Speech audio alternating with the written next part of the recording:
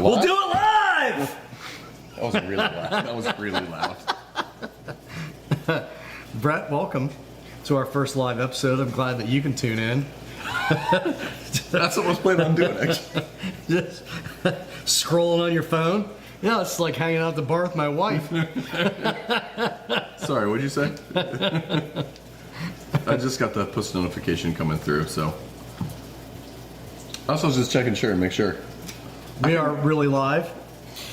So this has been a process. It should seem like a simple thing because most 16-year-olds can figure out how to live stream on their phone now. It took us weeks because the internet connection sucked and we need to run line, and then you also have to get approved by YouTube, and so it's a lot more complicated than it really seemed. But here we are, Brett. None of that's coming through. And we're hearing none of it? I'm not hearing any of it. Dan, are you hearing us? Oh, okay. I'm not seeing anything on the old YouTube. Julian in the valley said hello. Oh, great. You want to give everybody the heads up, like we're just kind of waiting for everybody to get here. Sure.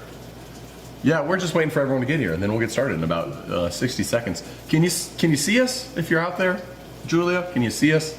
Or are you just seeing? Can you hear us? Are you just seeing the logo?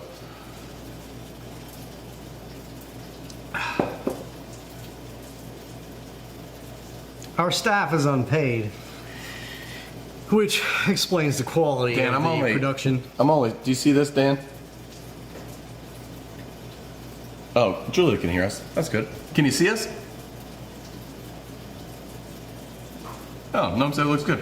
Why doesn't it work on my own YouTube? Your YouTube doesn't work, Brett. I guess not. Which explains. Oh, hey, it's working. Look at that. Do you see this, Dan? Yeah. Is there an infinite loop? Can you guys see that? Is there an infinite loop happening? Okay. It means some people are tuning in to watch you fuck around with your phone.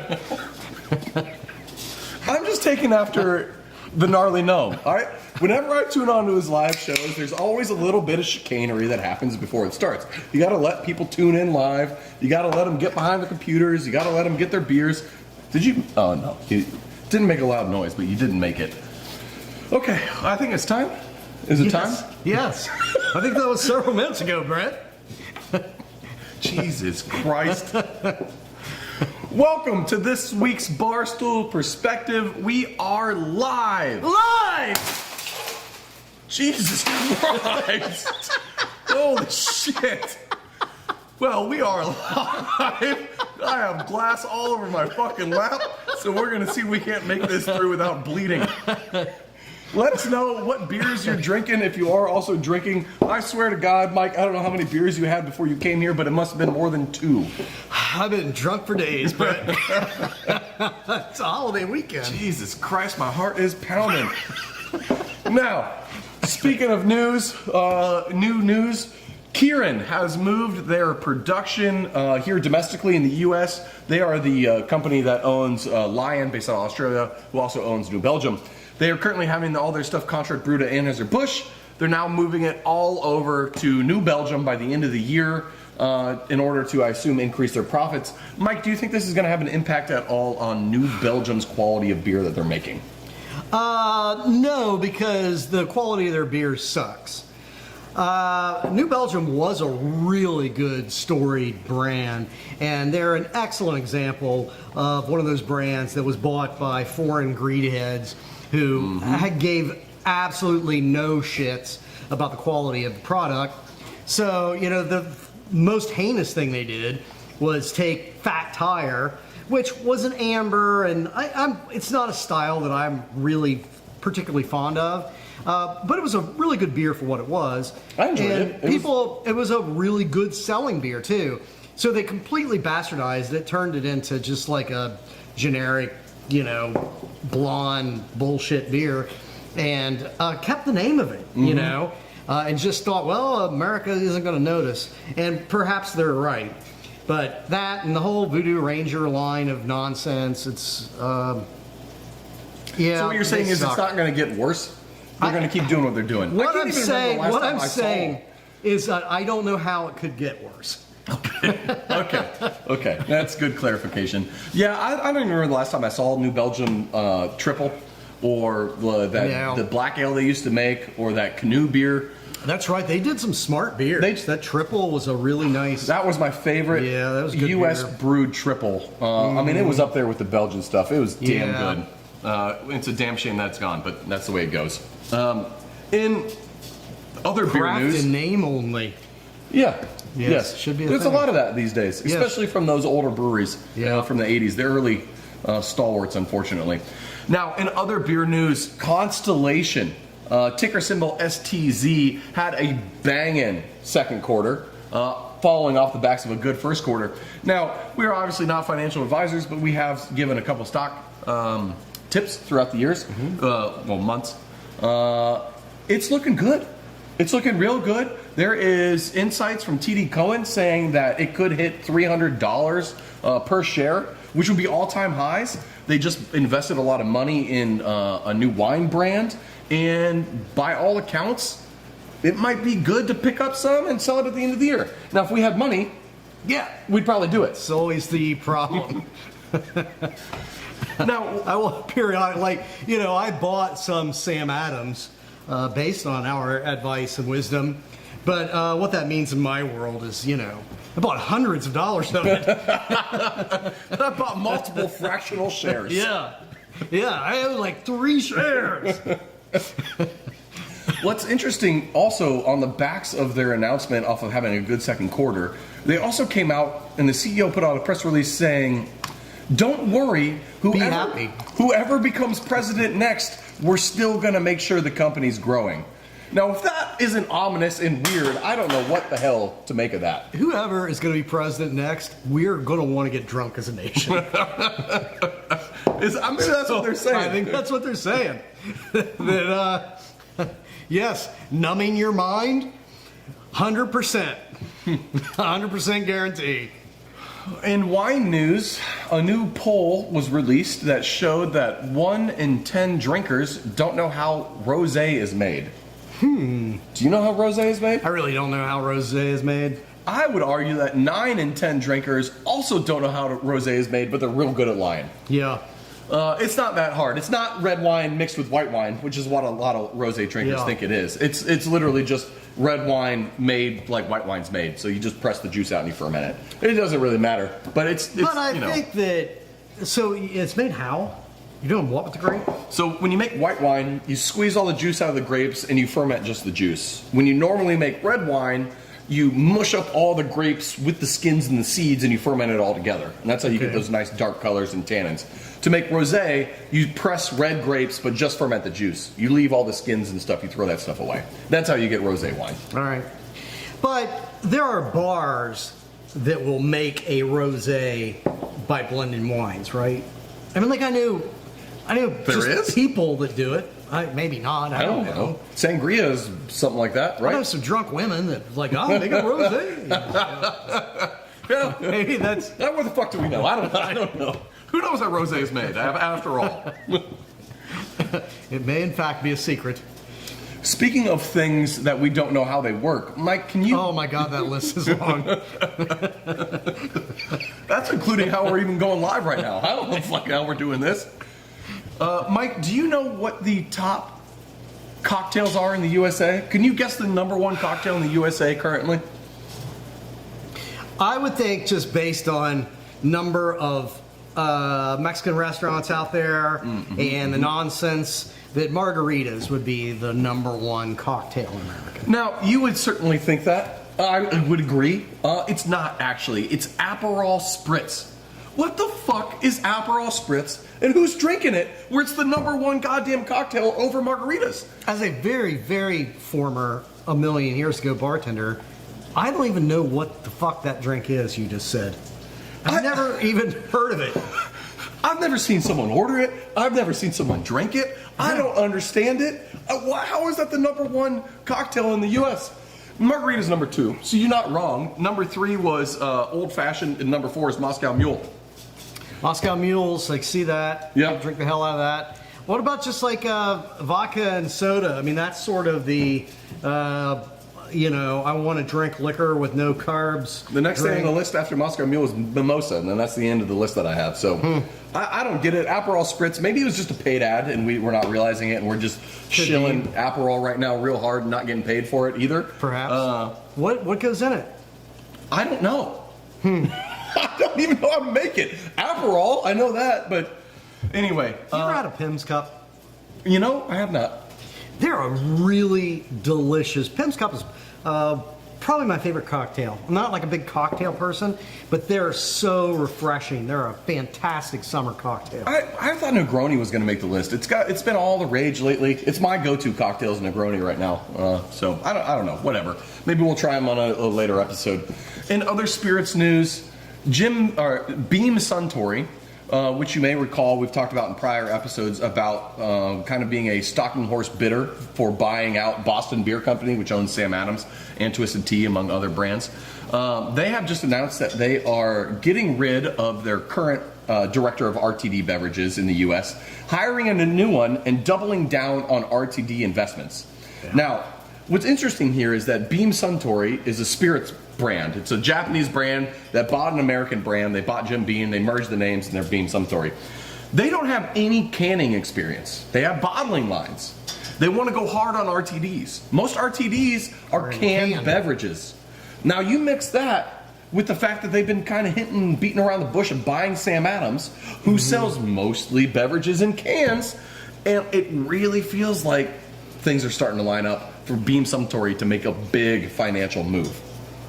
I don't know if they're publicly traded. If they are, might be a good time to buy some Beam Suntory stock for the similar reasons. When you make a big investment like that, people get excited. Stock prices tend to jump 10 to 20%. You can offload it if you want for an easy win. I don't know. Again, I mean, you can't put a lot of money into doing a canned drink if you don't have a canning line. Exactly. On that scale. Yes. I mean, small breweries can bring in a mobile canning line for the weekend or whatever, but you're not doing that at that scale. No, you're either spending millions of dollars, tens to hundreds of millions, building multiple canning facilities across the country, or you're buying somebody that has the expertise already in place, has the infrastructure already in place, and also has F&B brands that will complement your RTD brands that are doing well. A la Twisted Tea. To me, it makes sense. So we'll see what happens. I don't know. This is just our speculation, but I have a feeling 6 months from now we're going to be saying a big "I told you so" here at the beginning of July.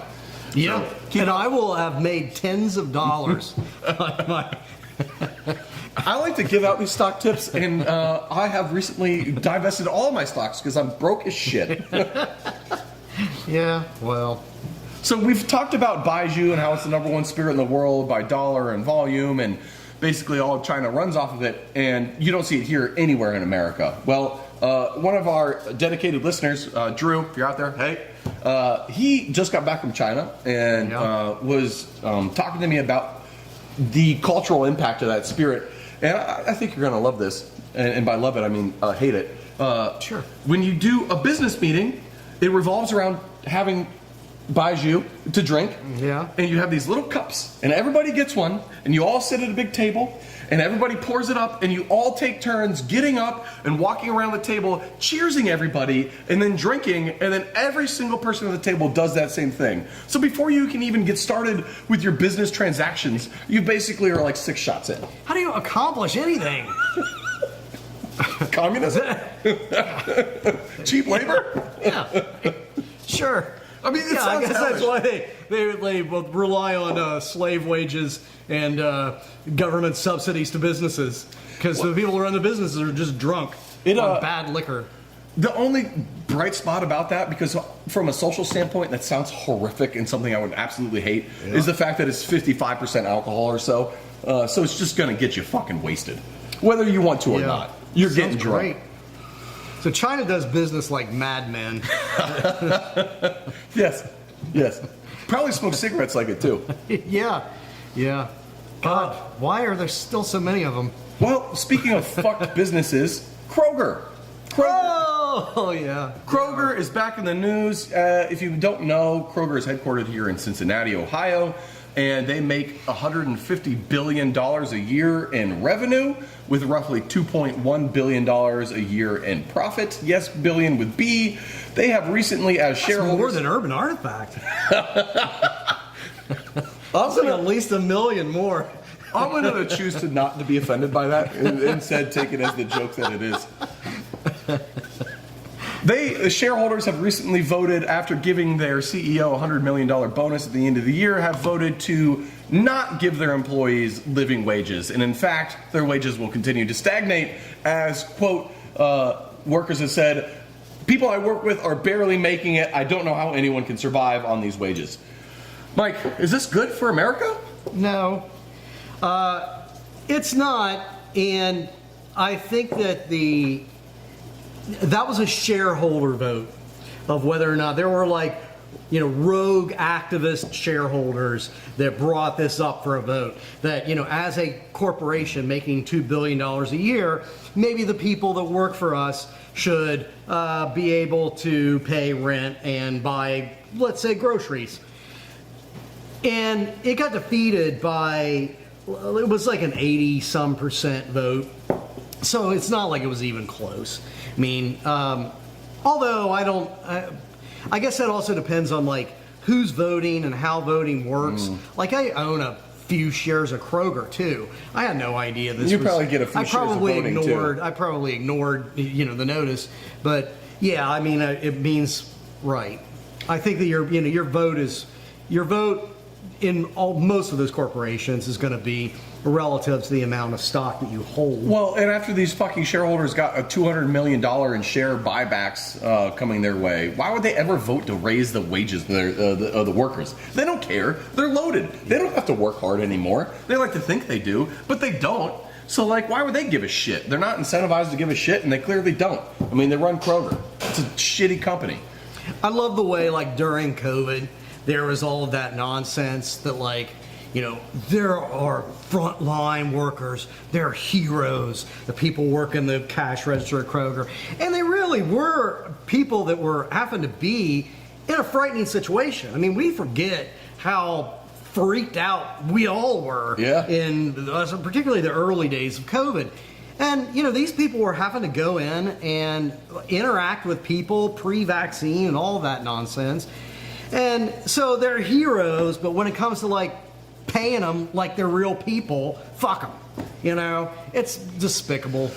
I should clarify that and also say that Kroger sells a shitload of our beer, Urban Artifact. And I really appreciate that they keep me in business. So go Kroger. But it can be both things. They can be great for our business, and I'll continue to support them in that regards. But I can also be upset with how it's being run. It can be both. Much like our country, which we don't need to say more than that. You can be upset with something, but still be supportive of it because you want to make it better. And that's how we are here at Urban Artifact. You can want it to win, but be pissed off. Yes, well said. Yeah, so come on, Kroger. We know you're better than that. I believe in you, damn it. Because they do have their workforce is unionized. I mean, it used to be a pretty good employer. Fuck, if anything, it's the goddamn union's fault. Well, yeah. Why aren't you out there fighting? Why do you have to rely on rogue stockholders bringing this up at a stock meeting? Why the fuck are these people paying union dues? The shareholders, it's not their responsibility. They should want that because it's going to be better for the long-term health of Kroger. In the long-term health of the company. It's the union's responsibility to get out there and fight for the workers. So get out there. Fucking UCFW 74 or whatever fucking union it is. That was very specific. I was just reading about it. I can't remember. Yeah, probably. It's close. I guarantee it's close. In other news, Trump's tip tax cuts are looking... We're not talking about circumcision. Trump wants to cut taxes on tipped wages. That's the words I'm looking for. 100% federal deduction for tipped wages is his proposal. You might have heard that bartenders in the past would not count their tips on IRS, especially when they're made in cash. This is largely true. But now Trump wants to codify this into law. Yeah, and I mean, for one thing, that has been diminishing. When I was a bartender back in the 1800s, One of the bars I worked at was Ramada Inn, and it's so like in the town that it was in, like the Ramada bar was a big thing. Oh God, you worked at a hotel bar? Yeah. And a country bar when line dancing was big. I have PTSD from that. But they, like Ramada Inn was like, oh, well, we want to do the right thing, so we will voluntarily take 15% of your sales. We're going to add that to what we're going to assume you made 15% of all the sales that you do, and we're going to tax you on that. So back when going to a bar, back then, man, like if you had a corporate account or you were a complete degenerate, you would use a credit card to buy drinks. Yeah. But otherwise, it was a cash business. It was probably 90-some% of bar business back then was cash. Yeah. But now, I mean, you know, I hate that I go out and like hand somebody a credit card for a beer, but I do it. It's the world we live in. Yeah, and I don't like that either. I mean, this whole idea that we have come to accept that we're giving a gratuity to some huge bank to be an unnecessary middleman in almost every transaction we have. But the point of that is that you can't just duck accountability for that. No, we report all tipped wages, which 90% is now credit card tipped wages for our employees, and it's taxed for them, and then they get the exact amount back. Because we can't not. Like, we will get audited at some point if we don't. So Urban Artifact as a business does that. Which is vastly different. Yeah, I mean, it is different. If people are still, I'm sure that your employees, shockingly, don't come to you and say, Brett, I want to make sure I give you an accurate accounting of the cash tips that I got. I'm sure they're reporting them properly. Yeah. I'm sure of it. But first of all, okay, people are paying more tax on tips than was historically the case. I mean, it did used to be one of the biggest perks of an industry job was that a lot of it was unreported income. But there are broader ramifications to this. I mean, like the more I thought of this, when I first heard it, I just thought, oh yeah, that's a completely unthought through pandering piece of idiocy. Yeah, I was thinking, like, who gives a shit? Like, we should actually just be focusing on living wages, like they do in Europe, where you go there, you don't have to tip at all. The wait staff makes a good wage, enough to subside upon and live, and everything's okay. Like, we can have that. That was my initial And thought. you go, you get good service. You're like, oh, here's 10%. Well, see, no, that's really cool. That's some bullshit. Like, the people who say there's bad service in Europe are fucking wrong. It's because you're a bad customer. If you go there and you understand that they're fucking people and not goddamn, wait staff, not fucking slaves, and they're actually just people that you have to interact with and treat like a fucking human, you actually get really good service. It just might be a little bit slower, but just slow the fuck down. You're on vacation anyway. So I've never had an issue, and if you do have an issue in Europe, I'm guessing it's a you problem and not a them problem. But there's a more insidious side to this tip thing. Yeah, I don't think it's just another piece of stupid. It might just have been a piece of stupid off-the-cuff nonsense, but it is really insidious when you think about the broader implications of it. And it actually starts with where tipping comes from. And we've talked about this in the past, but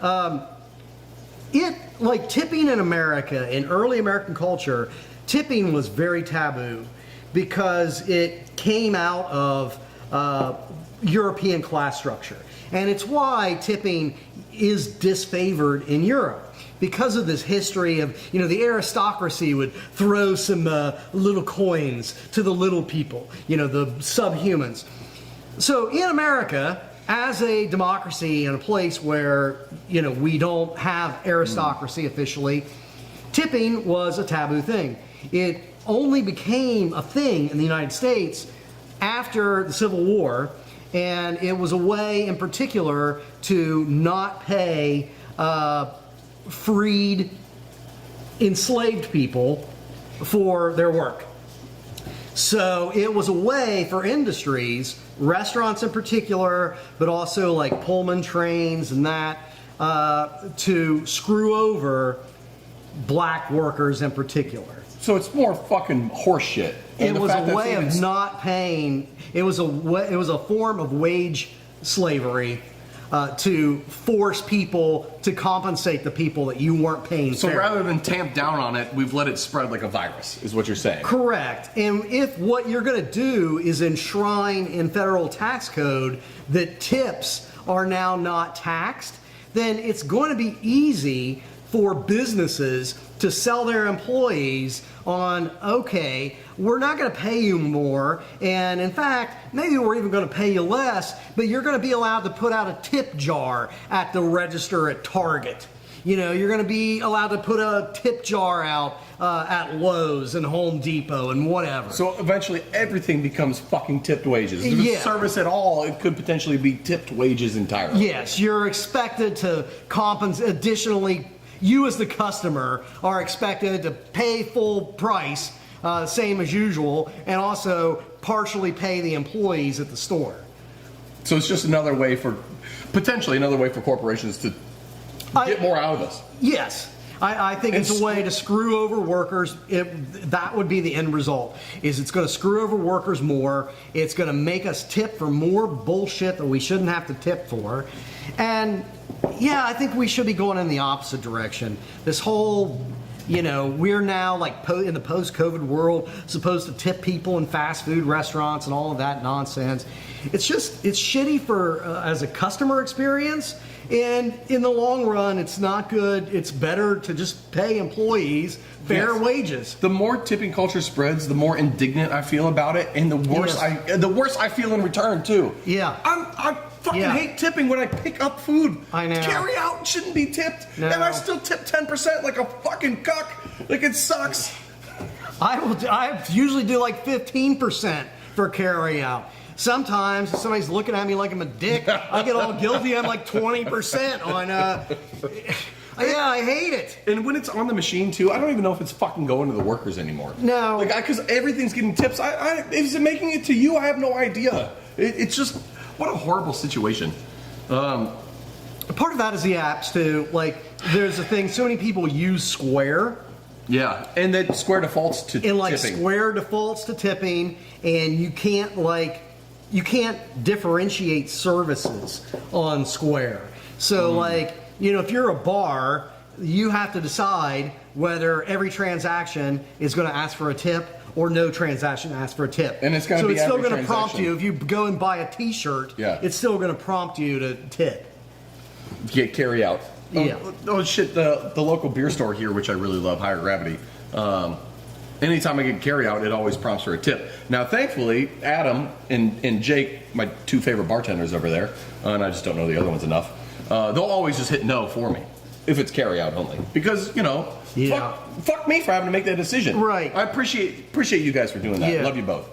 Yeah, that is a cool move, actually. Yeah, it's fucking awesome. That's part of the reason why I love that place. Now, in cannabis news, and news that will surprise no one, 1 in 5 auto accidents is now attributed to cannabis.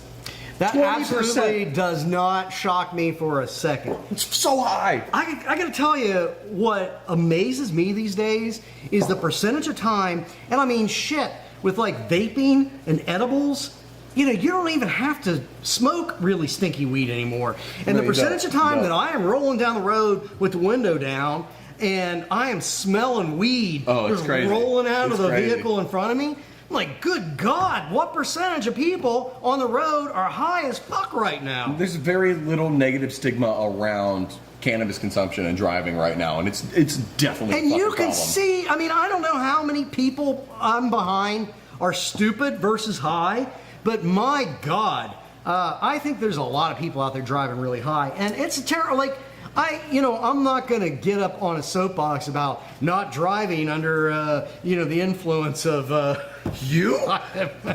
But I'll tell you this, I don't drive high, not due to some great morality, but because I suck at it. Like, I'm terrible at driving high.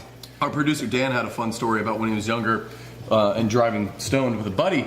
And they were stuck at this light, and it went from red to green to red to green to red to green, and the car in front of them wasn't fucking moving, and they were, stoned off their asses, and they didn't know what the hell was going on. Turns out the car was parked the whole fucking time in front of him. There was no one even in it.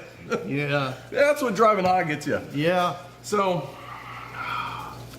On hallucinogenics, don't drive on hallucinogenics. yeah, that's your asking. public service That's just announcement. asking for trouble. And it comes from experience. Our last bit of news is TikTok related. TikTok has officially allowed beverage alcohol ads on their platform. About 74% of the TikTok user base is of LDA, legal drinking age, and now they will What officially percent? 74. 74% of TikTok viewers are over 21. Yep. Fucking losers. Well, that's because there's this cool new social media platform that kids between the ages of 12 and 20 are on. Yeah, what is it? I was hoping you were going to make something up. Because Facebooks. I don't know. I don't think there is. There probably is, but whatever. It doesn't I matter. thought it was all children. Is this going to make a big difference? Is the beverage alcohol about to fucking blow up again because TikTok is allowing paid advertisements of alcohol? I mean, will it mean that Gen Z will start doing their part and getting drunk with the rest of us? No. Probably not. No, I don't think. But I mean, it's an interesting thing, and actually, probably the biggest ramification of that is the wealth of the alcoholic beverage industry, the big guys, from a lobbying standpoint, with that target on TikTok. You think TikTok's doing this as a way to save I themselves? think it's in TikTok's interest to have as many Yeah. co-financial Yeah. interest as possible. That makes sense. And on that, we're going to skibbity on out of here. I'm going to go riz my wife. Cheers. I don't even know what that means, but it involves a big bone and lick. Which is a state park, just for Are you going to tell everyone you love them or what? Are we going to get out of here? We love you, people. Thanks. Cheers. Thanks for being live.